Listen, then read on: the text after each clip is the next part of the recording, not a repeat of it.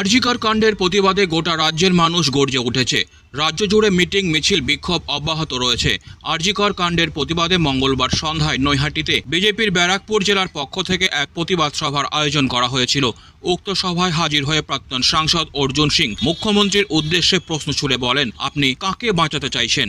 সেই লোকটাকে বাঁচানোর জন্য আপনি বাংলার মানুষের আন্দোলন বন্ধ করার চেষ্টা করছেন।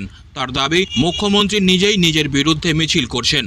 তার অভিযোগ, কলকাতা পুলিশ কমিশনার তড়িঘড়ি তথ্য প্রমাণ লোপাটের চেষ্টা করলেন। এদিনের সভায় প্রাক্তন সাংসদ ছাড়াও হাজির ছিলেন ব্যারাকপুর সাংগঠনিক জেলার সভাপতি মনোজ ব্যানার্জি, বিজেপি নেতা পিয়াঙ্গু পান্ডে সহ অন্যান্য নেতৃত্বরা। শুধু একটা প্রশ্ন করবো মাননীয় মুখ্যমন্ত্রী মমতা ব্যানার্জিকে, যে আপনি কাকে বাঁচাতে চাইছেন? সেই লোকটা কে? সেই লোকটাকে কিভাবে বাঁচানোর জন্য আপনি বাংলার মানুষকে বিভ্রান্ত করার জন্য নিজের বিরুদ্ধে আপনি মিছিল করছেন?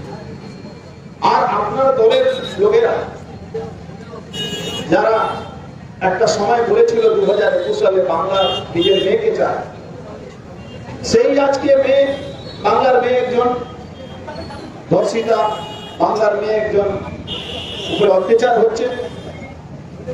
আর আপনার কিছু পুলিশের লোকেরা আপনার কথা শুনে আপনার police commissioner Kolkata police commissioner কিভাবে তড়িঘড়িতে যে আমাদের ঘরের মেয়ে যাকে খুন করা হলো, ধর্ষণ করা হলো, তাকে কিভাবে তাড়াতাড়ি তাকে তার পরিবারের লোকের সামনে থেকে কিভাবে তাদেরকে ভয় দেখিয়ে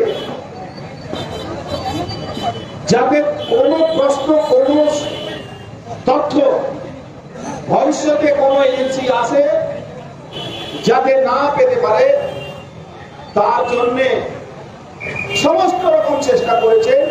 এটা আমরা বলছি না, আমরা একজন রাজনৈতিক দলে কর্মী, আমরা হয়তো রাজনৈতিক কথা হয়তো বলতে পারি, কেউ বলতে পারেন আপনারা, কিন্তু এই কথাটা তার মায়া, তার বাবা মুখ থেকে একটাই কথা বলেছে কি পুলিশ কমিশনার কত তাড়াতাড়ি বডিকে ডিসপোজাল করার জন্য চেষ্টা করে যাচ্ছিলেন।